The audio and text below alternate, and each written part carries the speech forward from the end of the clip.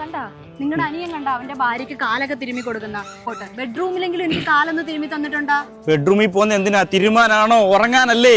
അല്ലെങ്കിൽ ഈ പൊന്ത കാലൊക്കെ ആരെങ്കിലും തടവോ?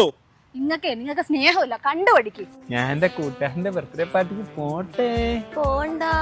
കഷ്ടമുണ്ട്, ഞാൻ കാലൊക്കെ പിടിക്കുന്നില്ലേ. എങ്കിൽ ഈ കാലം കൊറത്തി നിങ്ങളുടെ അനിയൻ കണ്ട അവന്റെ ഭാര്യനെ സ്കൂട്ടി പഠിപ്പിക്കുന്നത്. നിങ്ങൾ എനിക്ക് ഇന്നുവരെ സൈക്കിളെങ്കിലും പഠിപ്പിച്ചു തന്നിട്ടുണ്ടോ? സൈക്കിളിൽ ഗിയറുണ്ടോന്ന് വെച്ചാൽ നിന്റെ അടുത്ത് മോളെ മണ്ണി വീടല്ലേ, ആ ടാർട്ട റോഡിൽ പോയി വീട്. ആദ്യം നാഗം കുറഞ്ഞിരുട്ട്. സോഹം കണ്ട അവന്റെ ഭാര്യനെ കൊണ്ട് എല്ലാ ആഴ്ച അവ സലൂൺ ഡിയാറിൽ പോകും. പെഡിക്യൂർ ചെയ്യും, മാനിക്യൂർ ചെയ്യും, എല്ലാ കൂറും ചെയ്തു കൊടുക്കും. നിങ്ങൾ എനിക്ക് ഇന്നുവരെ ഒരു കുട്ടിക്കൂറെങ്കിലും വാങ്ങിച്ചു തന്നിട്ടുണ്ടോ?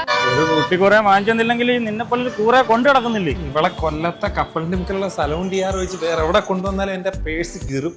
ഇവിടെ ആകുമ്പോൾ പ്രീമിയം ക്വാളിറ്റി പ്രോഡക്റ്റ് വെച്ചിട്ട് അഫോർഡബിൾ റേറ്റിൽ നല്ല സർവീസ് തരും. Hair spa, hair cut, hair colouring അങ്ങനെ ഹെയറിന്റെ കംപ്ലീറ്റ് പാക്കേജും സ്കിന്നിന്റെ പെഡിക്യൂർ, മാനിക്യൂർ, ഫേഷ്യൽ, ഹെയറിന്റെ പ്രീമിയം സർവീസ് ആയിട്ടുള്ള ബോട്ടക്സ്, കരാട്ടിൻ അങ്ങനെ എല്ലാ സർവീസും സലൂൺ ഡിയാറിൽ പ്രൊവൈഡ് ചെയ്യുന്നുണ്ട്. അപ്പോൾ പെട്ടെന്ന് കിട്ടും. നീ എന്തിനാ ഇവന്റെ വീട്ടിൽ എത്തിക്കൊണ്ടിരിക്കുന്നത്? കണ്ടാ അവൻ അവന്റെ ഭാര്യനെ ഒരാഴ്ചത്തെ ട്രിപ്പ് ഒറ്റയ്ക്ക് വിടുക. സ്വന്തം വീട്ടിൽ പോകാൻ പോലും ഗൂഗിൾ മാപ്പിന്റെ സഹായം വേണം നിനക്ക്. നിന്നെ ഞാൻ അങ്ങനെ ഒറ്റയ്ക്ക് പറഞ്ഞു വിടും. അവിടെ എന്തെങ്കിലും മറന്നു കേട്ടോ എടുക്കാൻ.